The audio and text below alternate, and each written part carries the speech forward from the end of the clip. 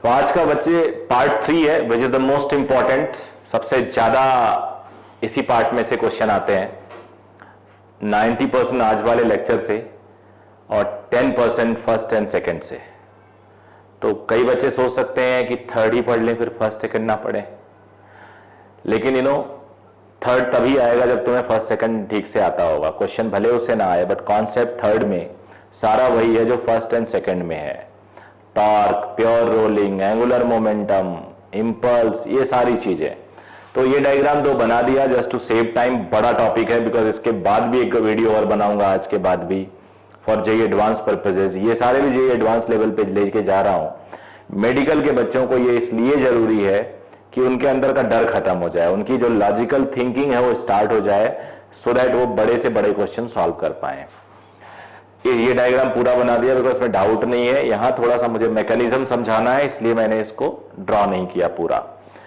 ये sufficiently rough है, तो कई बार आप लोग कुछ बड़े ऑब्जेक्ट को पुश करते हो तो ऑब्जेक्ट स्लाइड ना होके पलट जाता है। जैसे एक बेड है, मान लो बेड अगर एकदम ग्राउंड पे है, चारों उसके सपोर्ट्स जो है एजेस पे, उसके पावे वो अगर नीचे हैं तब तो स्लाइड होगा। बेड को अगर बेंड करके खड़ा कर दो तो आप पुश करते हो सकता है पलट जाए, और एकदम ऐसे खड़ा कर दो तो पलटने के चांसेस ज्यादा होंगे। आप अपनी टेबल को स्लाइड करो तो कई बार स्लाइड ना होकर वो पलट जाती है। पलटने के कई रीजन हो सकते हैं। नीचे एकदम रफ है, नीचे मान लो दो टाइलों के बीच में जगह है और वहां फंस गया उसका पैर, तो पलटने के चांसेस ज्यादा है। तो वैसे ही जब किसी ऑब्जेक्ट की हाइट ज्यादा होती है तो यहां अगर कोई नेल फंस गया तो ये पलट सकता है, या फ्रिक्शन इतना ज्यादा है कि पलटने की टेंडेंसी ज्यादा बन रही है, तो ये भी हो सकता है। कोई बॉडी जब पलटती है ना तो ऐसा मैकेनिज्म होता है उस पर।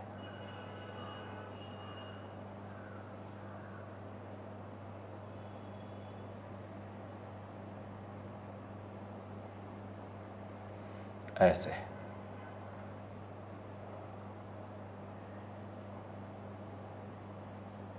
ऐसे आप देख रहे होगे। खास बात है इसमें कि जब बॉडी पलट रही है तो इस एज के अबाउट पलट रही है।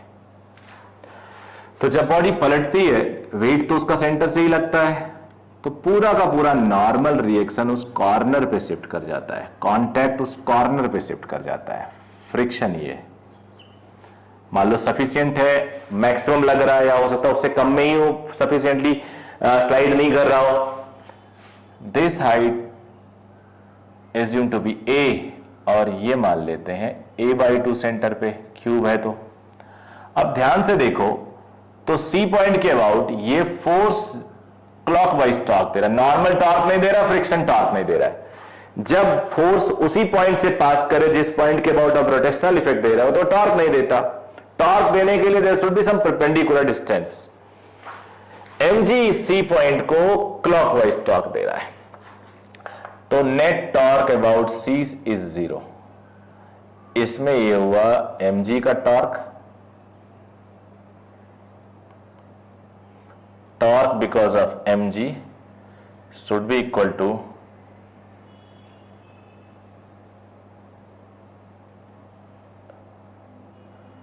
Torque because of f which is clockwise.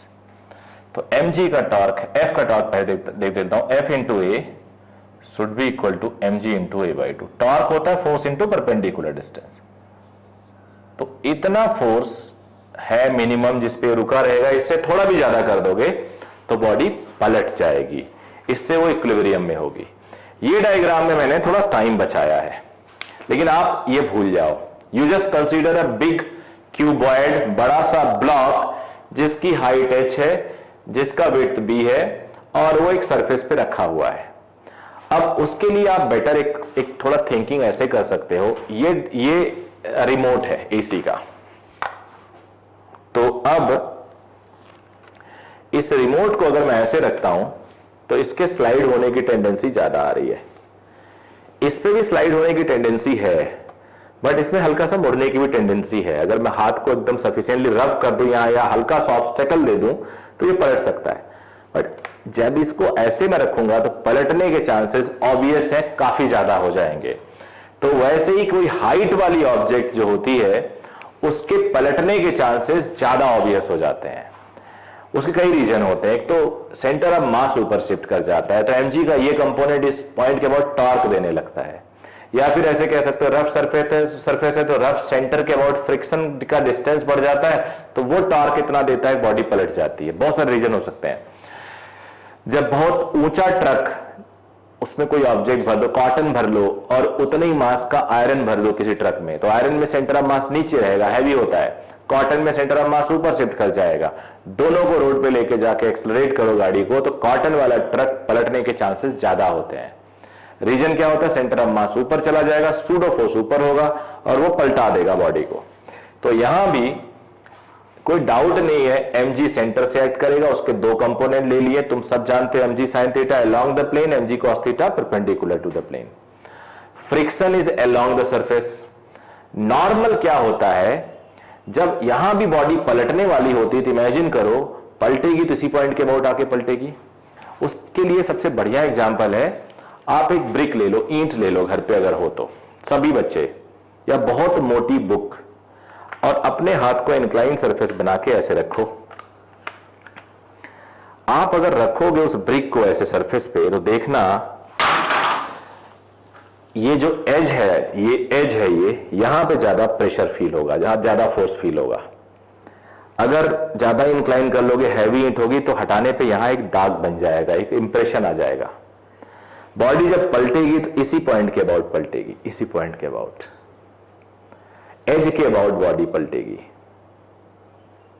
समझ गए आप लोग? इस एज के अबाउट बॉडी पलटेगी। तो इसलिए आप लोग याद रखिएगा, नॉर्मल हमेशा एज पे शिफ्ट कर जाता है। एक्सट्रीम कंडीशन पे जब बॉडी पलटने वाली है, हम लोग एक्सट्रीम नहीं मानते हैं, तो सेंटर्स और इसके बीच में कहीं भी नॉर्मल यहां मान लेते हैं। एक्स डिस्टेंस mg सेंटर से लगेगा, कोई डाउट नहीं है। फ्रिक्शन सरफेस पे लगेगा, कोई डाउट नहीं है।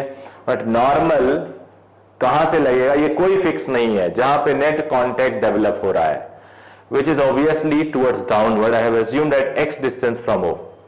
Now for translational equilibrium, body slide ना करे, maximum value of frictional force should be greater than equal to downward force, which is mg sin theta. F maximum should be greater than equal to mg sin theta. F max और mu n होता है, mu tan theta से बराबर या बड़ा हो, पढ़ चुके हैं आप लोग लॉज ऑफ मोशन पे। रोटेशनल इक्विलिब्रियम, अब जरा देखो, हम सेंटर के अबाउट ले लेते हैं सो दैट mg का टॉर्क ना आए। अब सेंटर के अबाउट अगर हम देखें तो फ्रिक्शन, मैं हर बार पिछले लेक्चर से ऐसे बता रहा हूं, इस पॉइंट को मैंने सेंटर को पकड़ लिया, फिर दोनों फिंगर से फ्रिक्शन, ये मेरा ये फिंगर देखो, फ्रिक्शन इसे ऐसे लेके जा रहा है, एंटी क्लॉकवाइज टॉर्क। नॉर्मल देखो, पॉइंट मेरा O है, नॉर्मल ऐसे लग रहा है, क्लॉकवाइज टॉर्क। सो नॉर्मल का torque should be equal to friction का torque. n into x is equal to f into h by two. यहां से x आया म्यू एच बाई टू। अब आपको पता है, इसको दोबारा से लिख देता हूं, यहां लिख देता हूं, सिंस x यानी नॉर्मल ज्यादा से ज्यादा यहां आ सकता है, और ये डिस्टेंस b बाई टू है, ये डिस्टेंस b बाई टू है, x is always less than equal to b by two, और x है बेटा म्यू एच बाई टू।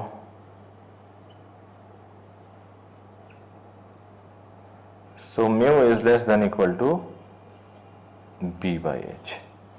तो रोटेशनल इक्विलिब्रियम के लिए म्यू इससे छोटा हो, ट्रांसलेशनल के लिए tan थीटा से बड़ा हो, तो फॉर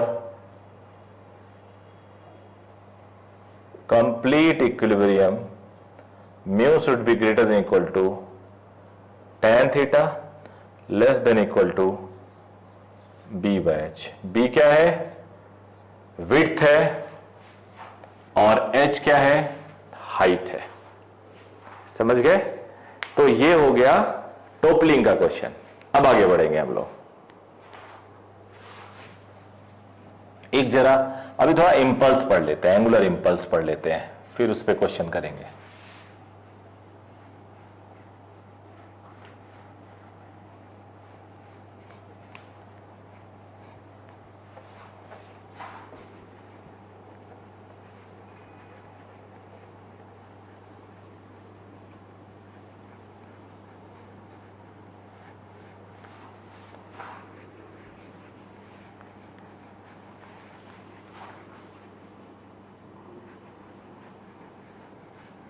तब तक आप लीनियर इंपल्स के बारे में सोचो।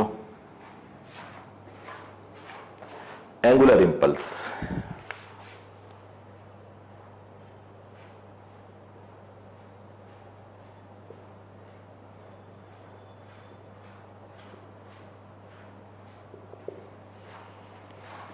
एंगुलर इंपल्स होता है टॉर्क इंटू dt।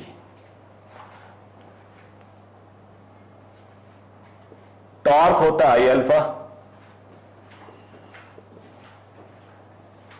अल्फा होता है D omega by D T.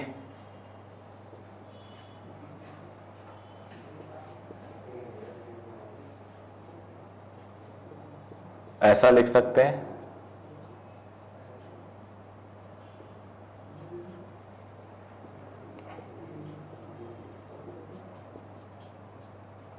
Angular momentum 2 पे, एंगुलर मोमेंटम 1 पे, चेंज इन एंगुलर मोमेंटम जे। तो एंगुलर इंपल्स आया torque dot D T, change in angular momentum. Torque versus time के curve का area angular momentum या change in angular momentum या angular impulse कहलाता है। ये बिल्कुल वैसा ही है जैसे लीनियर इंपल्स था। लीनियर क्या था?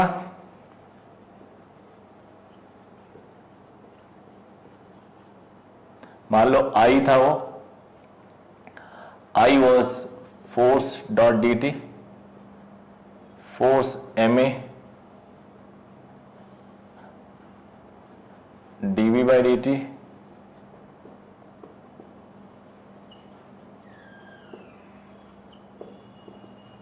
डायरेक्ट लिख देता हूं।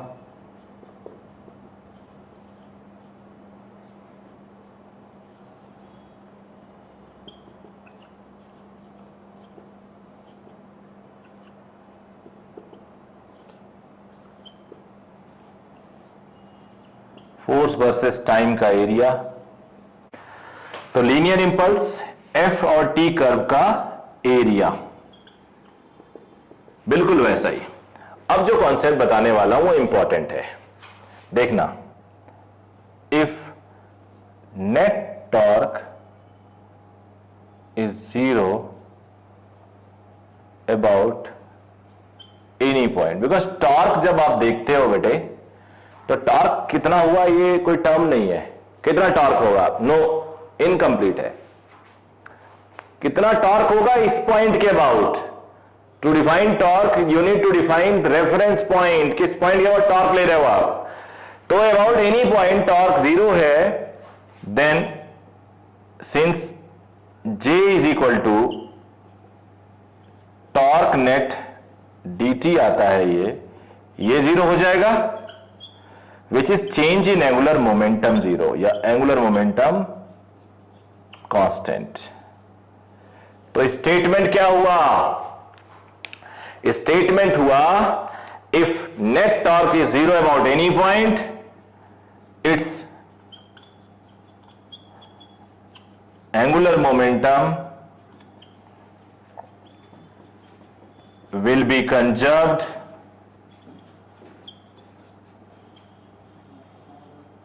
about that point। ये स्टेटमेंट हो गया किसका? कंजर्वेशन ऑफ एंगुलर मोमेंटम का, विच इज मोस्ट इंपॉर्टेंट।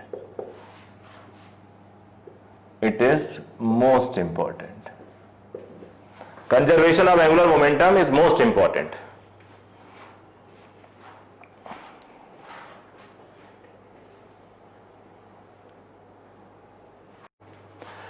कुछ क्वेश्चन करते हैं कंजर्वेशन ऑफ एंगुलर मोमेंटम पे। कॉमन क्वेश्चन है, बड़े इजी क्वेश्चंस होते हैं लेकिन टफ भी माने जाते हैं। रीजन क्या है कि बच्चे ये नहीं समझ पाते हैं कि इसमें conservation of angular momentum apply करना ही नहीं करना है, और अगर करना भी है तो अबाउट विच पॉइंट। तो एक एक क्वेश्चन आप ध्यान से देखना। मैंने कहा ना ये चैप्टर मोस्ट इंपॉर्टेंट है, तो नेचुरली अगर जेई के लिए भी इंपॉर्टेंट है तो कुछ ना कुछ ऐसा होगा जहां पे मैक्सिमम बच्चे मिस करते होंगे। और आप जिसे मिस नहीं करोगे। तो एक एग्जाम्पल है, तीन चार एग्जाम्पल होंगे। एक एग्जाम्पल ध्यान देना, मैं 4 टाइप के क्वेश्चंस बनेंगे, चारों बता देता हूं। पहले मैं टाइप के क्वेश्चंस बता देता हूं। मान लो एक रॉड है, ये हिंज पॉइंट है, हिंज पॉइंट पे फोर्सेस लग रहे होंगे क्योंकि ये नीचे गिर जाएगा। तो यहां से एक पॉइंट गया, ये इस पे कोलाइड किया, कोलाइड करने के बाद चिपक गया। तो अब हिंज पॉइंट पीछे आना चाहेगा, it will try to move backward. Backward आना चाहेगा, हिंज आने नहीं देगा। तो सारे फोर्सेस, एक तो वर्टिकल फोर्स है because it is trying to fall down but hinge is protecting it, तो एक वर्टिकल फोर्स है। एक जब इधर जाएगा तो हॉरिजॉन्टल लगाएगा, तो दोनों फोर्स यहीं से पास करेंगे। रॉड का वेट यहीं से पास कर रहा है, ये जब चिपक जाएगा तो इसका भी वेट यहीं पास करेगा। तो हम एंगुलर मोमेंटम इस पॉइंट के अबाउट कंजर्व कर सकते हैं टकराने के बाद ओमेगा निकालने के लिए। आप चिंता बिल्कुल नहीं करना, अभी मैं आपके माइंड को थोड़ा सा फिल कर रहा हूं विद द कॉन्सेप्ट्स नीडेड, मैं बताऊंगा। एक क्वेश्चन और हो सकता है, एक रिंग या डिस्क घूम रहा है, इसके दोनों डायगोनल पॉइंट पे 2 छोटे छोटे मास चिपका दिए हैं, फिर कितने नए ओमेगा से घूमेगा? एक क्वेश्चन ऐसा आता है, एक डिस्क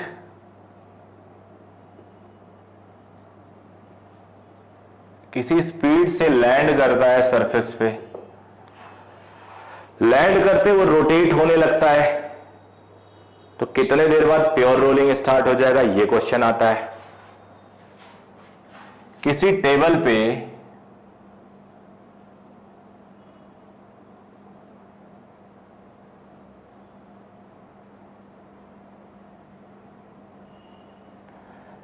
एक रॉड रखा हुआ है, यहां से एक पार्टिकल जाके टकराता है, रॉड घूमने लगता है, चिपक जाता है, नहीं चिपकता, बहुत सारे केसेस बनते हैं। रॉड घूमने लगता है, कितने ओमेगा से घूमेगा, या 45 डिग्री घूम गया, कितने टाइम लगेंगे, ये सारी क्वेश्चंस। तो मेजॉरिटी में यही क्वेश्चंस मिलेंगे या इसी के टाइप्स मिलेंगे कंजर्वेशन ऑफ एंगुलर मोमेंटम में, और ज्यादातर ये न्यूमेरिकल एग्जामिनेशन में आपको एज इट इज मिल जाएंगे। मेडिकल में एज इट इज मिलेंगे, एक्स्ट्रा मिलने का कोई चांस नहीं है, बहुत कम चांस है। लेकिन इंजीनियरिंग में नेचुरली वो थिंकिंग एबिलिटी आपकी ज्यादा चेक करते हैं, कैलकुलेटिव एंड कॉन्सेप्ट चेक करते हैं कैसा क्लियर है या नहीं, तो वहां पे प्रोबेबिलिटी थोड़ा और बढ़ जाती है। बट इन चारों क्वेश्चन और इसकी वैरायटी को आज हम लोग सॉल्व करेंगे। काफी ज्यादा हम लोग आज कोशिश करेंगे कि क्लास में मैक्सिमम चीजें निपट जाएं। तो चलो पहले क्वेश्चन से स्टार्ट करते हैं, रॉड वाले।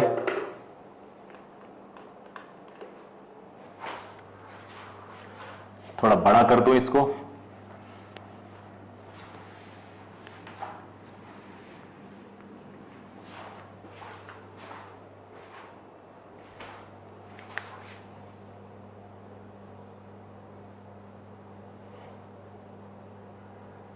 ये रॉड है, यहां पे एक मास आया, रॉड का मास m, लेंथ l, आते ही रॉड पे ये चिपक गया,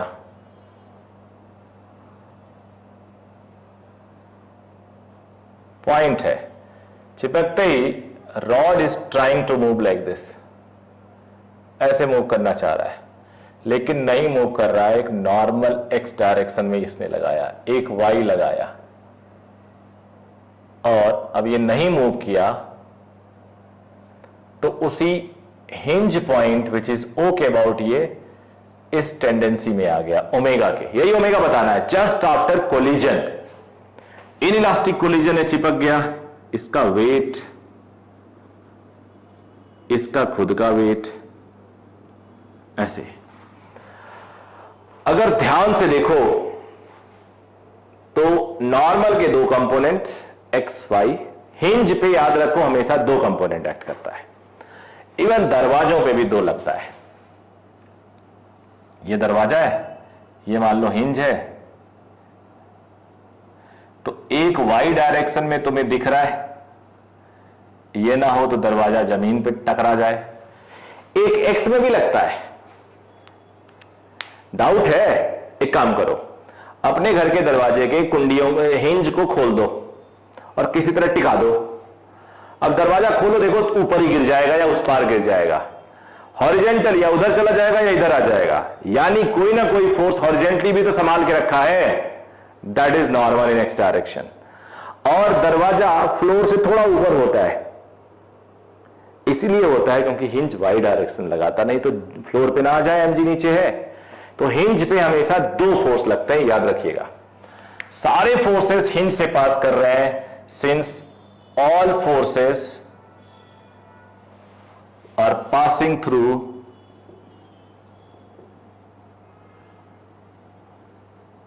hinge, so angular momentum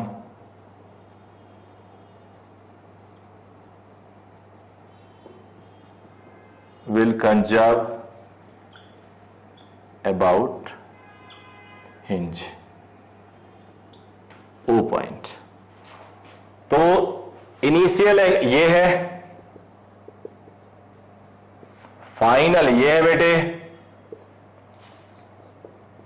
about O, final about ओ। अब एंगुलर मोमेंटम होता क्या है?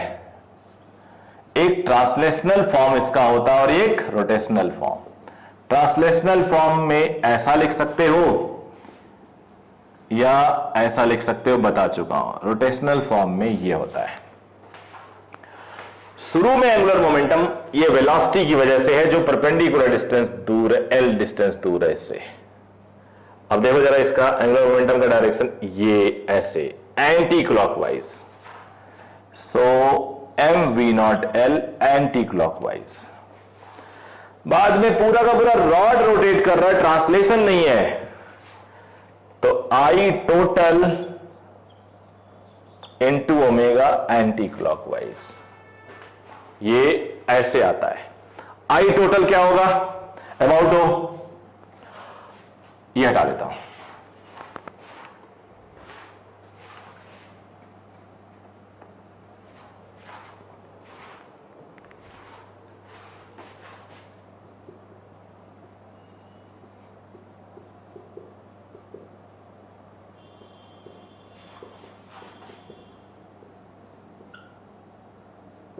रॉड का moment of inertia O point H के अबाउट 1/3 ml², और ये जो m मास है वो l डिस्टेंस दूर है, इसका मोमेंट ऑफ इनर्शिया ml²। तो 1/3 m + 3m l²। पुट कर देते हैं।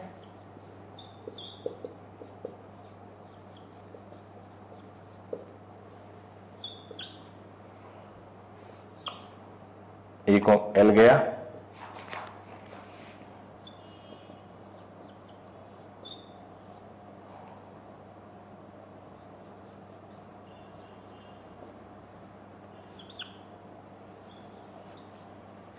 ये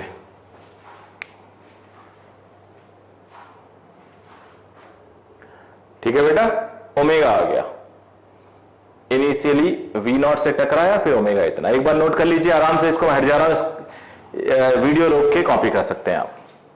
अब आते हैं दूसरे क्वेश्चन पे, दूसरे टाइप पे।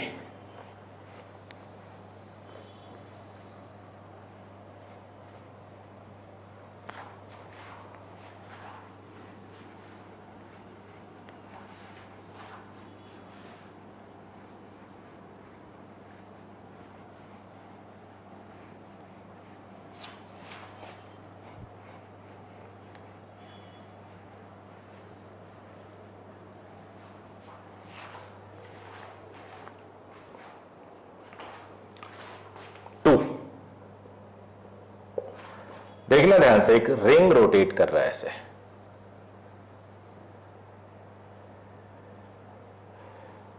मास m, radius r, omega naught से। अगले पल दो छोटे छोटे पॉइंट मासेस दोनों डायगोनली ऑपोजिट पॉइंट पे आके चिपक गए।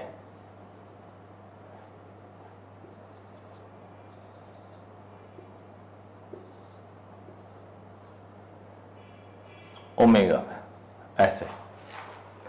अब तुम्हें बताना नया ओमेगा क्या होगा। तो डायगोनली ऑपोजिट चिपकने से सेंटर ऑफ मास यही आया दोनों का, तो नेट mg अभी भी यहीं से ऐड कर रहा है, नेट mg यहीं से ऐड कर रहा है। एक और तरीका, ये जो mg होगा वो पॉइंट लिख देता हूं सेंटर में, ये सेंटर के बाद जो टॉर्क देगा क्लॉकवाइज या एंटी क्लॉकवाइज देगा कैंसिल कर देगा, तो नेट टॉर्क ओ पॉइंट के अबाउट यहां भी जीरो, क्योंकि इसका वेट इसी से पास कर रहा है, यहां भी जीरो है। दूसरा तरीका है कि दोनों का सेंटर ऑफ मास ओ पे ही है, तो वेट यहीं से पास करेगा, यानी कोई टॉर्क नहीं है ओ पॉइंट के about, so angular momentum is conserved about O. शुरू में केवल रिंग है, बाद में आई रिंग, आई एम, आई दूसरा एम इनटू ओमेगा। रिंग का मोमेंट ऑफ इनर्शिया इतना, रिंग का इतना, छोटे मासेस भी तो आर डिस्टेंस पे हैं, पॉइंट मासेस, तो ये हो गया m plus 2m omega, sorry.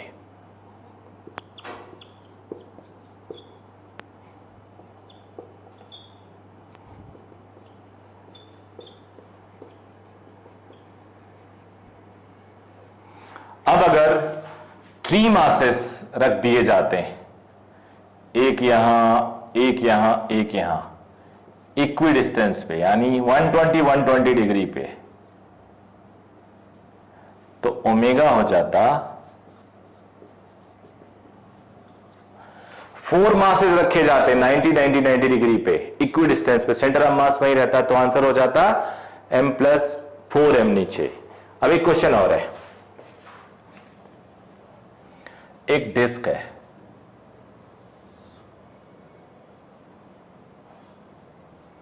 ये रफ सरफेस है, ओमेगा नॉट से घूम रहा है। एक और disc I2 moment of inertia का, ये I1 इसके ऊपर रख दिया जाता है।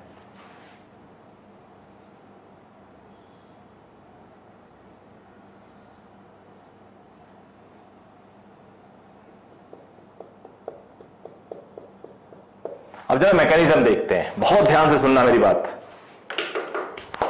समझ में आ जाए तो मजा आ जाएगा, नहीं आए तो एक बार खुद से ट्राई करना। हाथ ये है, ये घूम रहा है ऐसे, तो कोई भी कांटेक्ट आएगा, जिधर भी घूम रहा है इस पे फ्रिक्शन उसके ऑपोजिट लगेगा। इस पे अगर ऑपोजिट लगेगा तो ऊपर वाले पे दूसरी तरफ लगेगा। घूम रहा था इधर, इधर घूम रहा है फ्रिक्शन इधर, so friction will retard this lower disc, इस पे रिटार्डेशन, और यही फ्रिक्शन इस पे आगे लगेगा, इक्वल ऑब्जेक्ट, तो वो एक्सेलरेट करेगा। तो दोनों कांटेक्ट में होने से क्या होगा, थोड़ी देर स्लिपिंग होगी, नीचे वाला रिटार्ड होगा, ऊपर वाला एक्सेलरेट होगा, और इस प्रोसेस में जैसे ही दोनों की स्पीड सेम होगी, so they will start moving as a common. तो दोनों कॉमन एक तरह से मूव करना शुरू कर देंगे, और जब कॉमन मूव करेंगे, जब वो कॉमन मूव करेंगे तो उस टाइम का ओमेगा हमें निकालना है। सेंटर ऑफ मास पे कोई टॉर्क नहीं है, तो सीधे लिख देता हूं, ओमेगा आ गया ये आंसर। तो 2 टाइप के क्वेश्चन हमने देख लिए, अब तीसरे टाइप पे आते हैं।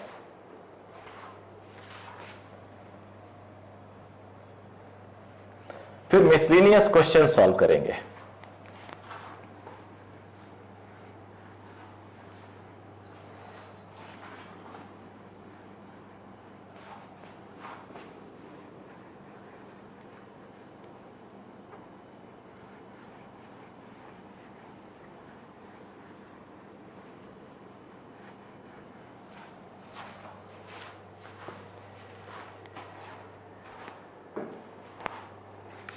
बहुत ही इंपॉर्टेंट कंसेप्चुअल क्वेश्चन है ये। डिस्क मान लिया,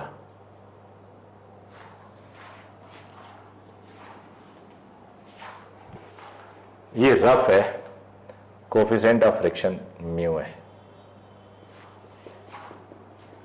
2-3 मेथड से मैं इसको सॉल्व कर सकता हूं, आप भी देखना कोई और मेथड हो सकता है जो बता रहा हूं उसके बाद हो सकता है, तभी बोल रहा हूं। ये t इज इक्वल टू 0 पे लैंड किया, इस पे मान लो t इज इक्वल टू 0 पे जब लैंड किया, फ्रिक्शन पूरी ताकत से इसको रोकने की कोशिश करेगी म्यू एन। अब यही फ्रिक्शन mg नॉर्मल, यही फ्रिक्शन इसको रिटार्ड करेगा। अच्छा, फ्रिक्शन जब पूरी ताकत से लगेगी तो उसकी वैल्यू क्या होगी, म्यू एम जी। तो रिटार्डेशन क्या होगा, mu m g upon mass mu g. Mu g retardation होगा। अब यही फ्रिक्शन सेंटर पे टॉर्क देने लगेगा और ये घूमने लगेगा, यानी ये एक्सेलरेट भी करेगा एंगुलरली। So in this case, you must learn this statement what I am saying. In this case, friction is acting as a linear retarder and angular accelerator, because angular acceleration शुरू में था ही नहीं. Friction will act as a linear retarder and angular accelerator for the disk. तो मैं एक object ऐसे फेंको, वो घूमने लगेगी थोड़ी देर में और स्पीड डाउन हो जाएगा, तो लीनियरली रिटार्ड हुई और एंगुलरली एक्सेलरेट हुई। तो अब t is equal to T time बाद एज्यूम कर लेते हैं कि जैसे ही v is equal to are omega हुआ, जैसे ही v is equal to are omega हुआ, उस time body pure rolling start कर दी, और प्योर रोलिंग स्टार्ट करते ही फ्रिक्शन की कोई जरूरत नहीं है, क्योंकि ये यूनिफॉर्म स्पीड से मूव करेगी। Friction zero, because v is equal to are omega, कोई स्लिपिंग नहीं, उसकी टेंडेंसी भी नहीं। तो ये हो गया। अब तुम्हें टाइम बताना है, time after which it will start pure rolling, it will start pure rolling and also find speed of pure rolling. तो since v is equal to u plus a t, v is v, u is v naught, एक equation तो ये लिख लेते हैं। Angular momentum का conservation होगा क्या, सारे फोर्सेस, तीन फोर्सेस नॉर्मल mg नहीं है, तो v नॉट फोर्स नहीं है, दो यहां से पास कर रहे हैं, बट कांटेक्ट पॉइंट के अबाउट सारे फोर्स पास कर रहे हैं। Since all forces are passing through contact point, hence angular momentum will be conserved about this. Angular momentum conserve होगा इस पॉइंट के about. So angular momentum initial about contact, final about contact. तो contact point के about शुरू में जो angular momentum है velocity की वजह से है, कांटेक्ट पॉइंट मैंने टच किया और ऐसे क्लॉकवाइज घुमा रहा है।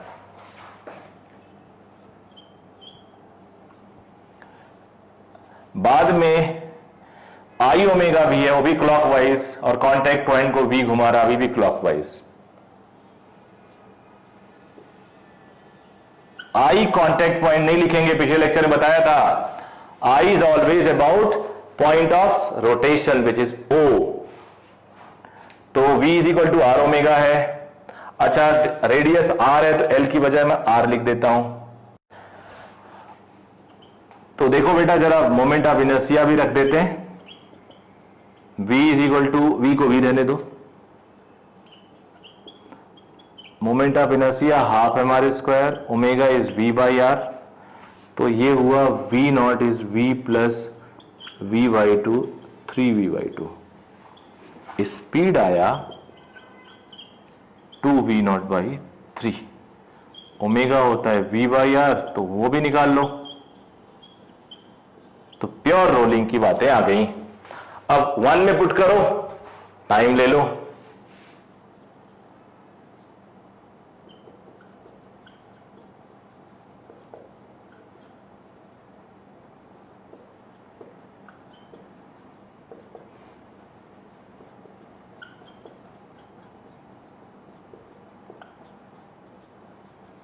ये टाइम आ गया बेटा, दोनों बॉक्स। तो अपने आप एक कंप्लीट क्वेश्चन हो गया। ये डिस्क को भेजा, डिस्क जब नीचे गया तो फ्रिक्शन लगा, फ्रिक्शन ने इसको रिटार्ड किया, एंगुलरली एक्सेलरेट किया, एंगुलरली एक्सेलरेशन से ओमेगा बढ़ने लगा, लीनियर रिटार्डेशन से वेलोसिटी घटने लगा। Once v is equal to are omega, friction will disappear. और उसके बाद हम कांटेक्ट रहेगा भी तो भी कोई फर्क नहीं पड़ेगा। मान लो पेनिट्रेशन हो थोड़ा सा, कई बार कुछ होता है, बाद में बताऊंगा अगली क्लास में। तो उस केस में भी कांटेक्ट पॉइंट के अबाउट एंगुलर मोमेंटम कंजर्व होगा ही। कांटेक्ट पॉइंट के अबाउट एंगुलर मोमेंटम इनिशियल में एम वी नॉट आर है, क्लॉकवाइज है, बाद में M V R clockwise, I omega clockwise. कोई उल्टा होता तो माइनस लिखना पड़ता। और बस वैल्यूज पुट कर दी, आंसर आ गया।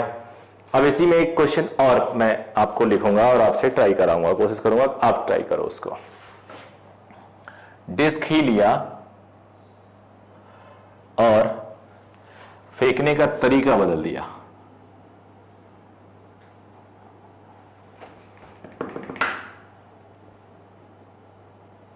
देखता हूं कौन कौन बच्चे सॉल्व करेंगे। हटा ही देता हूं।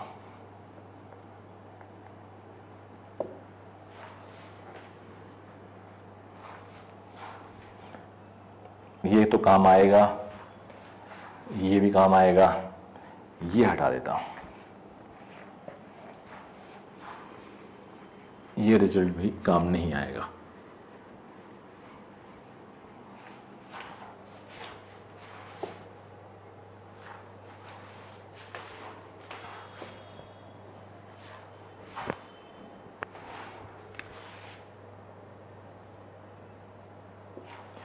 एक डिस्क है जो घूम रहा था ओमेगा नॉट से, इसको हमने रख दिया t इज इक्वल टू 0 पे, ग्राउंड पे।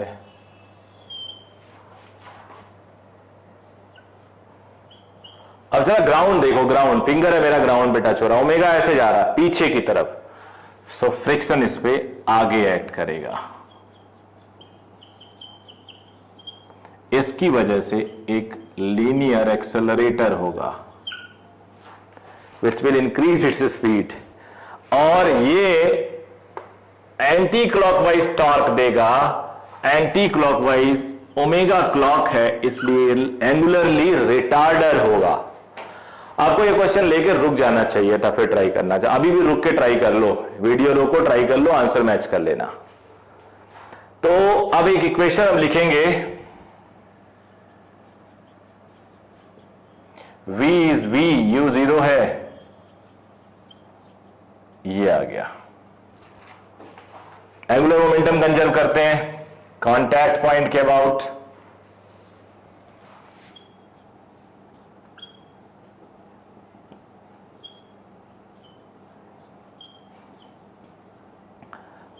आई तो हमेशा जिस पॉइंट के अबाउट बॉडी रोटेट करती है,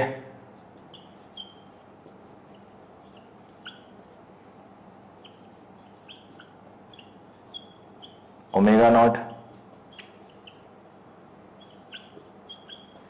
v को आर ओमेगा लिख दो,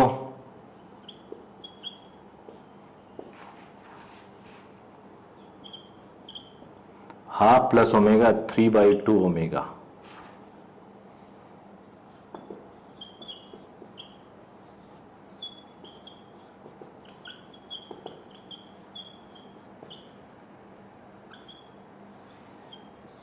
ये आ गया। Now putting v in equation 1।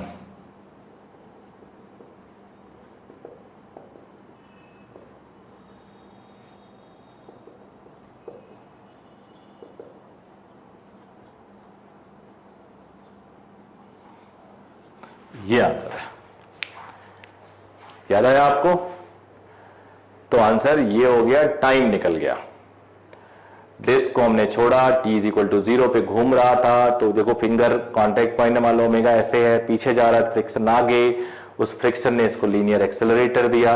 But वो फ्रिक्शन इसको एंटी क्लॉकवाइज टॉर्क दे रहा है, तो उससे एंटी क्लॉकवाइज डायरेक्शन में एंगुलर एक्सेलरेशन आया, which is acting as a retarder for this.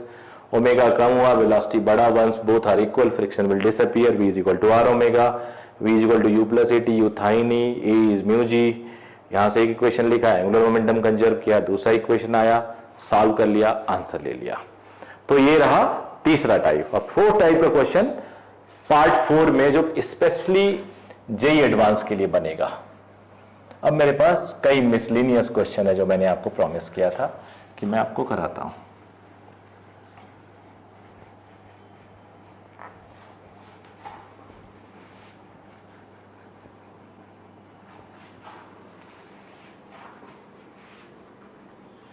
ये भी क्वेश्चन एडवांस लेवल के ही हैं, बट इसका कुछ पार्ट नीट में या जेई मेन में आ जाता है। तो आपको पता है ये चैप्टर अगर आपका स्ट्रांग हो गया तो आपकी पोजीशन बहुत अच्छी होने वाली है। प्योर रोलिंग में एनर्जी कंजर्व रहता है, ये आपको जानना चाहिए। प्योर रोलिंग में एनर्जी कंजर्व होता है बिकॉज फ्रिक्शन वर्क नहीं करता उस केस में, बिकॉज फ्रिक्शन जितना आगे ट्रांसलेट करता है Vs उतना ही आर थीटा पीछे हो जाता है, तो net work done by friction is zero in pure rolling. Let me right also, work done by friction in case of pure rolling is zero. Work done bye जो friction होता है F into distance होता है, और distance होता है s minus are theta, और वो जीरो होता है because s is equal to R theta. Distance x लिख देता हूं मैं। तो बेटा ये हो गया। अब इसलिए mechanical energy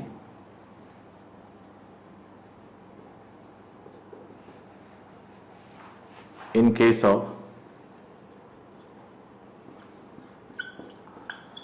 pure rolling is always conserved होता है। हालांकि इसे क्वेश्चन बाद में कराऊंगा, बट अभी याद आ गया, मैंने आपको बता दिया। बहुत छोटी सी बात है, छूट ना जाए मेरे से, इसलिए बता दिया। अब कुछ रोलिंग पे, प्योर रोलिंग पे कुछ क्वेश्चंस करेंगे, जो मैंने अभी प्रॉमिस किया था आपको कि काफी क्वेश्चंस मैं आपको इस चैप्टर में बताऊंगा। एनर्जी के भी कुछ बताऊंगा। इंपॉर्टेंट एग्जांपल है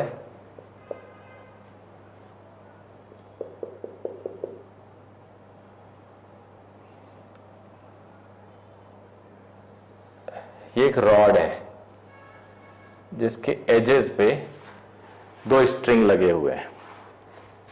इसका मास m, लेंथ l, दोनों पे mg/2 एक्ट कर रहा होगा, तुम्हें पता है। एक स्ट्रिंग को मैंने कट कर दिया, कैंची से कट कर दिया। So what is the tension immediate after cutting the string? What is the tension in A immediate after cutting string B? या दो बंदे शोल्डर पे रख के कोई रॉड लेके जा रहे थे, एक ने हटा लिया, then what is the normal reaction felt by the other one?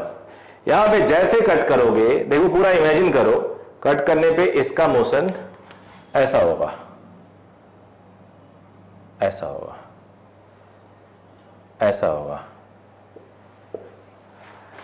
तो थोड़ा ढीला होगा। इमेजिन करो ये ऊपर जाएगा, उसमें थोड़ी देर के लिए ढीला हो जाए, या उसका ये ऊपर चला जाए, तो थोड़ी देर के लिए ढीला होगा, यानी टेंशन पहले mg/2 था, अब it should be less than mg/2। Finally तो mg हो जाएगा लटक के, पूरा का पूरा होल्ड यही किसी को करना पड़ेगा, लेकिन आपको यही थोड़ा सोचना होगा। तो चलो मैं आपकी हेल्प करता हूं।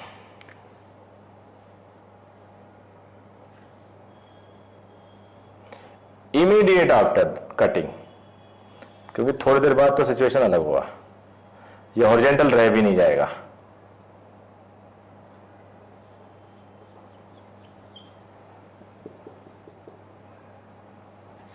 ये टेंशन T A, और पूरी की पूरी बॉडी ऐसे घूम जाएगी ओमेगा से।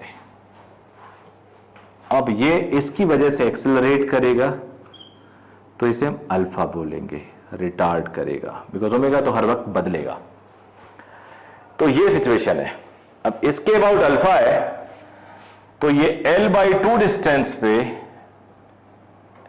अगर कोई अल्फा से घूम रहा है तो x डिस्टेंस पे इसका एक्सेलरेशन टेंजेंशियल क्या होगा, x अल्फा। तो यहां पे आपको देखना ये अल्फा से घूम रहा है तो L/2 पे जो एक्सेलरेशन से नीचे जाएगा वो L/2 अल्फा होगा। कह सकते हो एक तरह से प्योर रोलिंग इक्वेशन, जो कंडीशन होता है वैसे ही ये जो एक्सेलरेशन होगा इस अल्फा की वजह से होगा, which is at L/2 a is equal to L/2 alpha. Force equation लिखते हैं, ये हमने प्योर रोलिंग इक्वेशन लिख लिया एक तरह से। फोर्स इक्वेशन लिखते हैं, mg नीचे t ऊपर,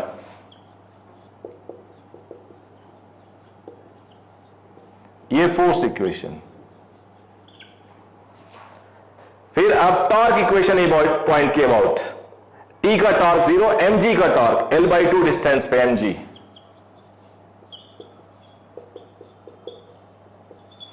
ये हो गया torque equation. a L/2 distance पे mg है, a के अबाउट, mg L/2, टेंशन का टॉर्क नहीं लगेगा।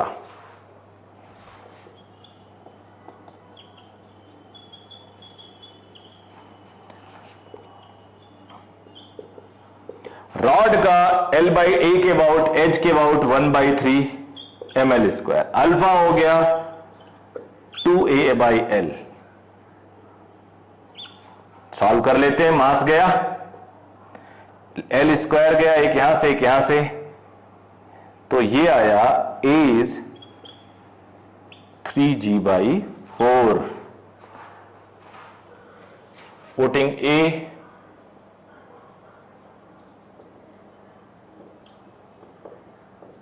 in equation 2.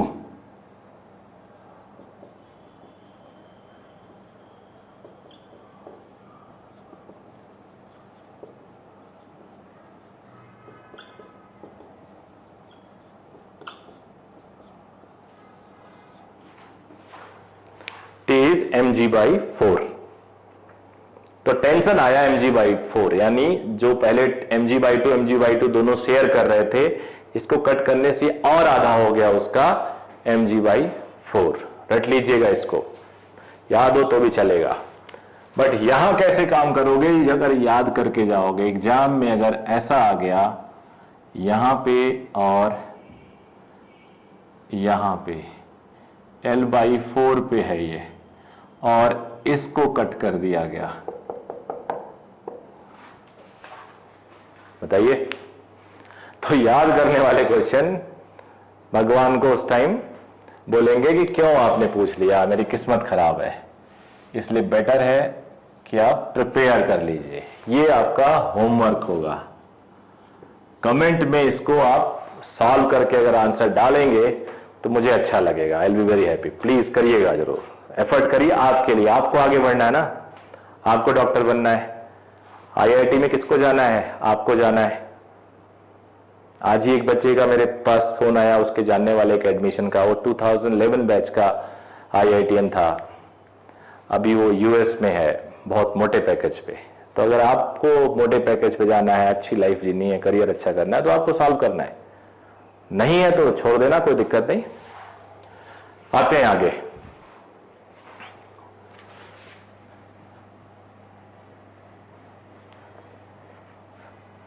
कुछ और क्वेश्चन, तो अलग हट के क्वेश्चन करते हैं।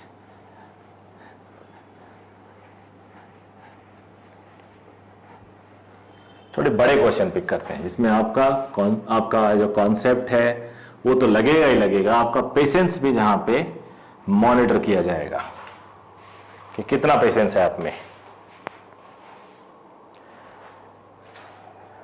यहां पे मैं ड्रॉ करता हूं,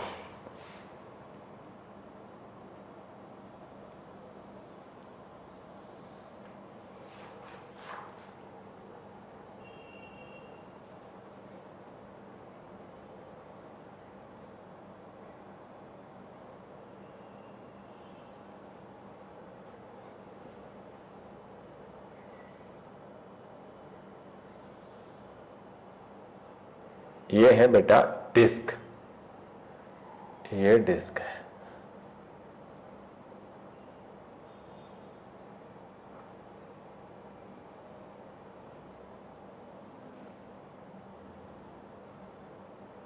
लेकिन हमने यहां पे हिंज कर दिया इसको, यहां पे, and it can rotate about this, it can move like this। यहां पे हमने हिंज बना दिया। मान लो इसके अंदर एक होल कर दी मैंने और उस होल में एक रॉड डाल दिया, ये डिस्क में पतला सा होल कर दिया, वायर डाल दिया, तार डाल दिया, वो टच करने से घूमेगा। डिस्क का मास m है, रेडियस r है और ये डिस्टेंस r/4 है। एक पॉइंट मास एकदम ऊपर, जिसका मास डिस्क के बराबर है, एकदम ऊपर टच करा दिया उस पे। अब हल्का सा जर्क देने से ये ऐसे गिरेगा, ऐसे गिरेगा। तो my question is find out linear velocity of point mass when it reaches eight lowest point. Find out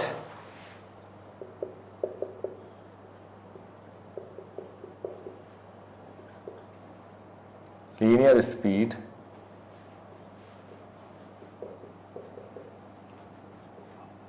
point mass m when it reaches at lowest point। तो one of the best question,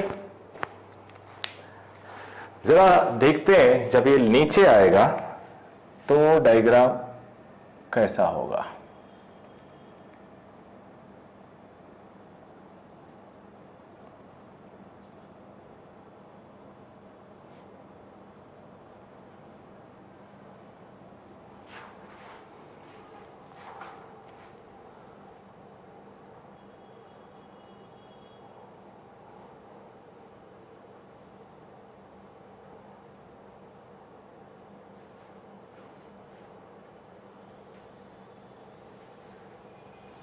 ऐसा होगा कुछ।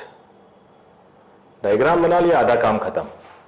यानी centre यहां था, अब वो centre यहां आ जाएगा, पॉइंट मास यहां आ जाएगा और उस टाइम मान लो इसने गेन कर लिया ओमेगा लोएस्ट पॉइंट पे, तो एनर्जी कंजर्व करेंगे। इसी को रेफरेंस मान लेते हैं। शुरू में कुछ नहीं था, हल्का सा जर्क देने पे आया, तो शुरू में काइनेटिक 0। इसकी डिस्क का पोटेंशियल इस रेफरेंस से ऊपर है तो प्लस mgr/4। ये वाला मास यहां से r और r/4, तो mgr plus r/4। Final kinetic energy half point mass I omega square, half disc I omega square. तो काइनेटिक एनर्जी नेट ये, और रेफरेंस से नीचे आ गई तो डिस्क का पोटेंशियल आ गया नीचे r/4। ये r/4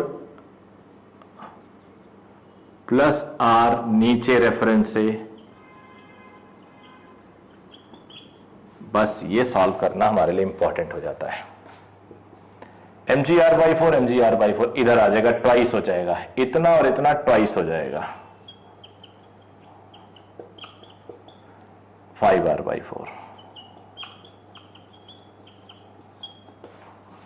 I mass, point mass कितनी दूरी पे है? Point mass r plus r/4, तो 5r/4 दूरी पे है, उसका ओके। तो बेटा ये इधर ले आया माइनस वाला, तो डबल हो गया। मोमेंट ऑफ इनर्शिया इस मास का इधर से कैलकुलेट करो, इस एक्सिस से, तो r प्लस r/4 यानी 5r/4 दूरी पे है, तो m into 5r/4 square. Disc का मोमेंट ऑफ इनर्शिया चलो लिख लेता हूं यहां पे, m इंटू 5r/4 का square, it is 25/16 mr square. I disc क्या होगा बेटे? डिस्क का centre of mass plus md²। अब डिस्क का सेंटर ऑफ मास, डिस्क का मोमेंट ऑफ इनर्शिया डायामीटर के अलोंग कितना है?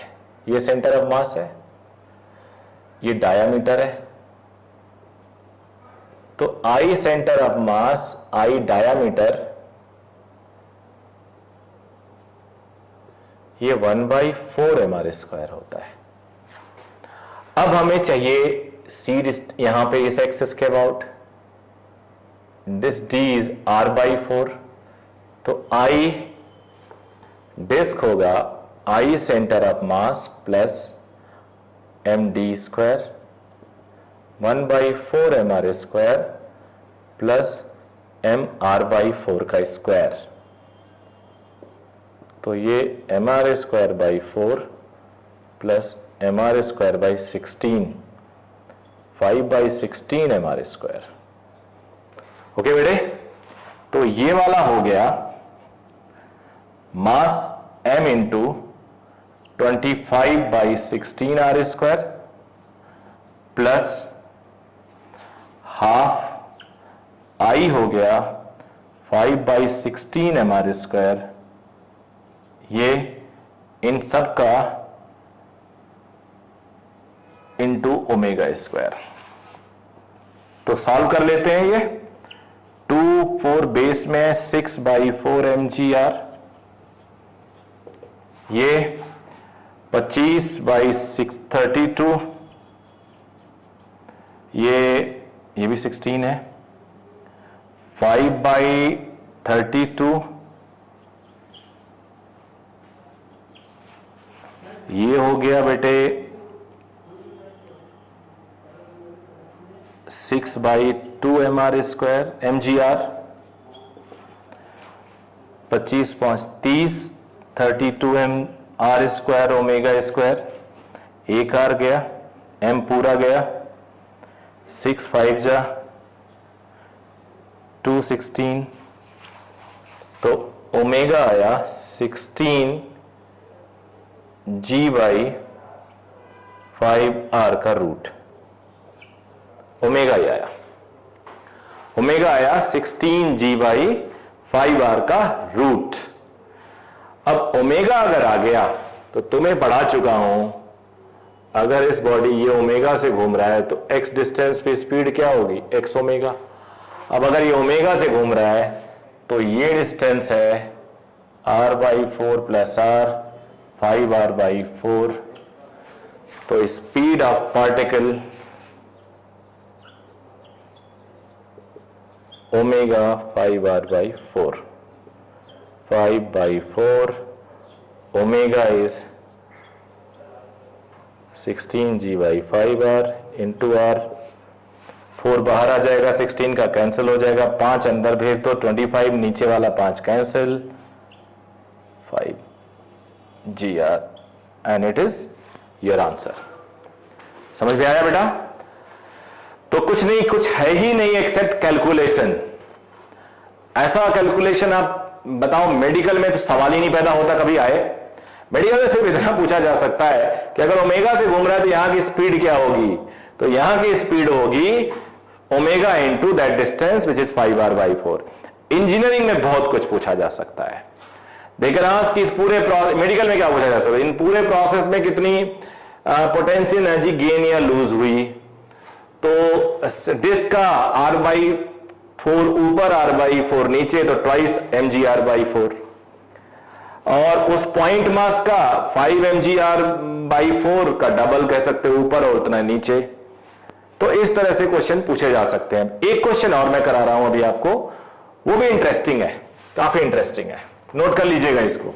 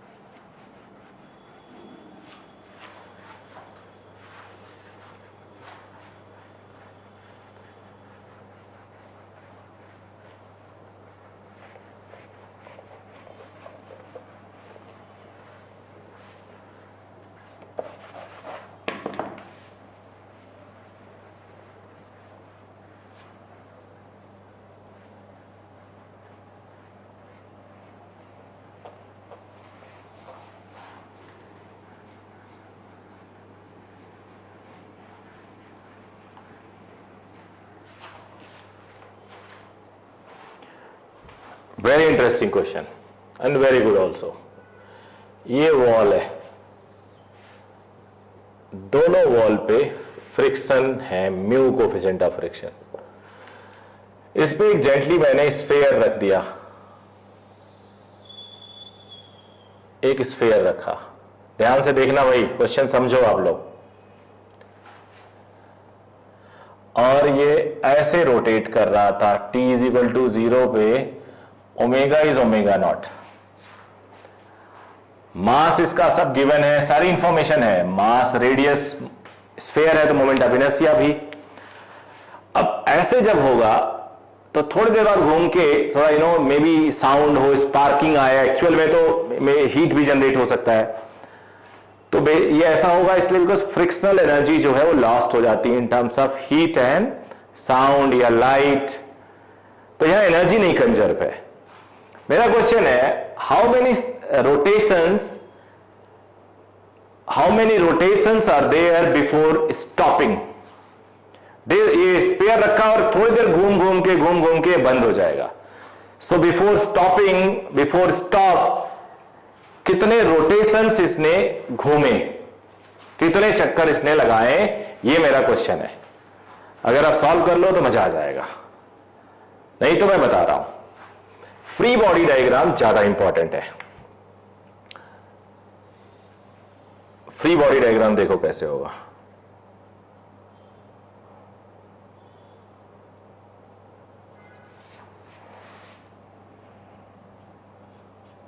वेट, ये नॉर्मल,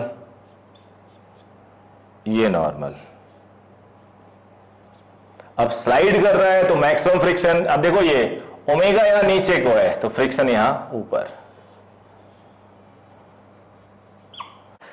तो देखो जरा ध्यान से, अब ये टेंडेंसी इसकी नीचे आने की है इस कांटेक्ट पॉइंट से, तो फ्रिक्शन ऊपर। अब यही टेंडेंसी इसे देखो, ऐसे ओमेगा ऐसे जा रहा है, ओमेगा ऐसे जा रहा है, ऐसे ऐसे, तो फ्रिक्शन यहां पे मैक्सिमम वैल्यू पे। अब हम लोग नेट फोर्स एक्स डायरेक्शन में 0 करते हैं क्योंकि बॉडी कहीं ट्रैवल नहीं कर रही, रेस्ट पे है। तो नेट फोर्स एक्स में 0 है, तो एक्स में देखो N2 इधर है और N1 इधर है, y में कौन N1 ऊपर है, म्यू N2 ऊपर है, mg इधर है। तो N2 की वैल्यू ले आता हूं, तो N1 plus mu N1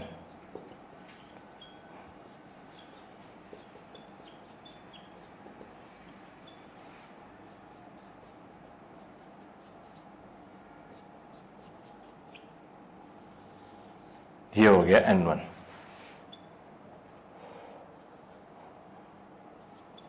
N1 आने के बाद N2 आ जाएगा,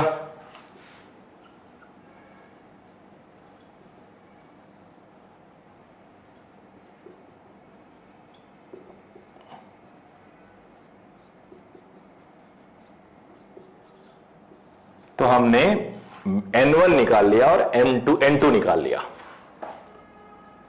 अब देख बेटा, work done by friction at 1, work done by friction at 2 is equal to change in kinetic energy. Rotational kinetic है तो रोटेशनल होगा।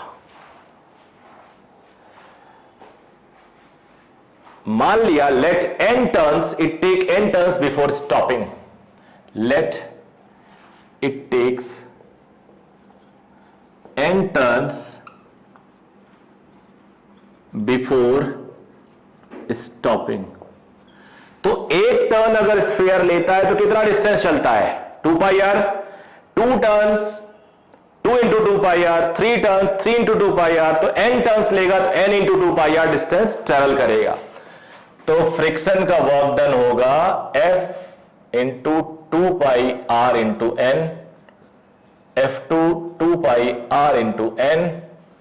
फ्रिक्शन का वर्क डन नेगेटिव होता है यहां पे देखो, change in final 0, initial half I omega naught square. तो माइनस तो कट जाएगा, फ्रिक्शन की मैक्सिमम वैल्यू एक्ट कर रही है, बॉडी स्लाइड कर रहा है, मैक्सिमम वैल्यू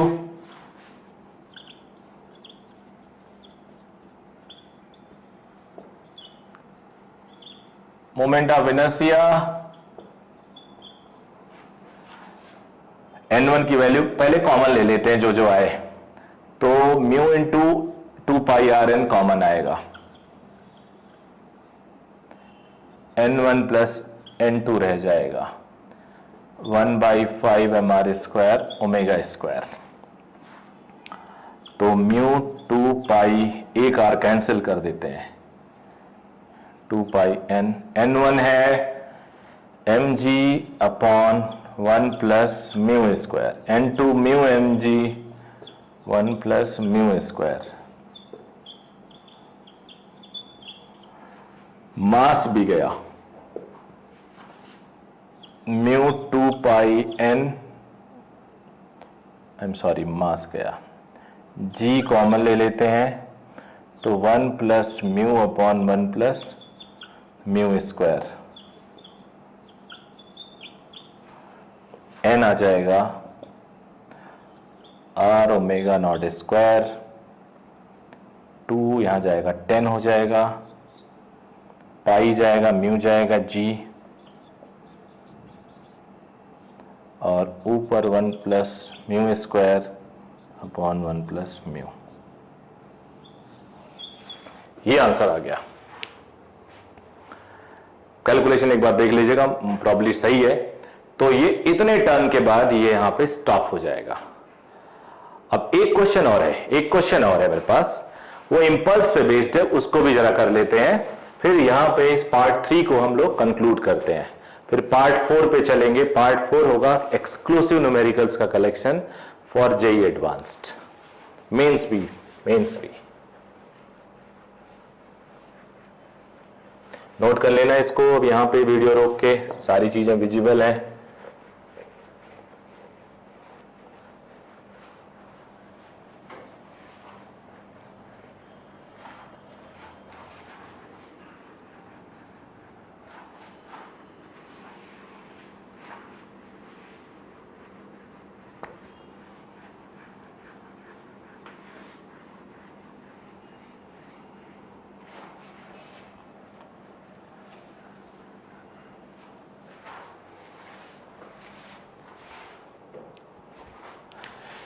एक कोई बॉडी है, डिस्क हो सकता है, सिलेंडर हो सकता है, स्फीयर हो सकता है, उस पे एक हमने लीनियर इंपल्स दिया P।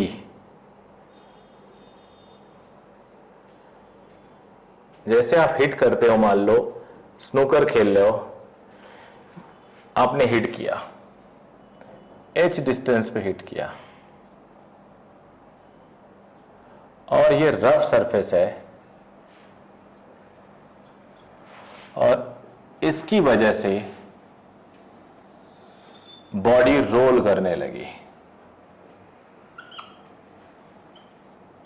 पहले रेस्ट पे थी, तो तुम्हें बताना है उस हाइट की वैल्यू, कितनी हाइट लें कि बॉडी रोल करने लगे। तो देखो बच्चे, linear impulse, change in linear momentum, तो P is equal to mv minus 0, शुरू में 0 था, सिंस एंगुलर इंपल्स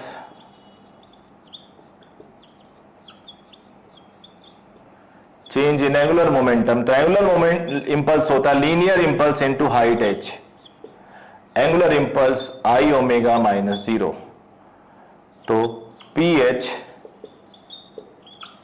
तुम लोगों को बता दूं मैं, लीनियर मोमेंटम mv होता है, impulse mv r perpendicular angular momentum होता है, जिसे हम एंगुलर इंपल्स भी कह देते हैं, change in angular impulse.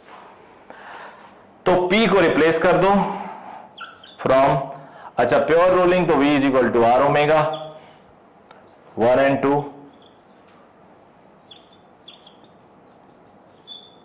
P mv, I is I O के अबाउट है तो O लिख देता हूं मैं, omega V by R, V cancel हो गया,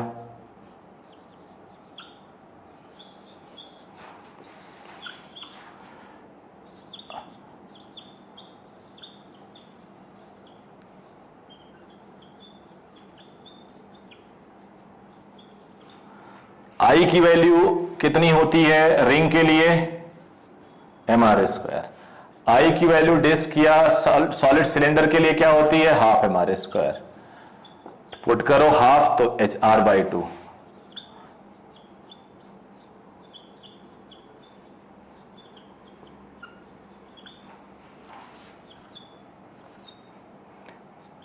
हॉलो स्फीयर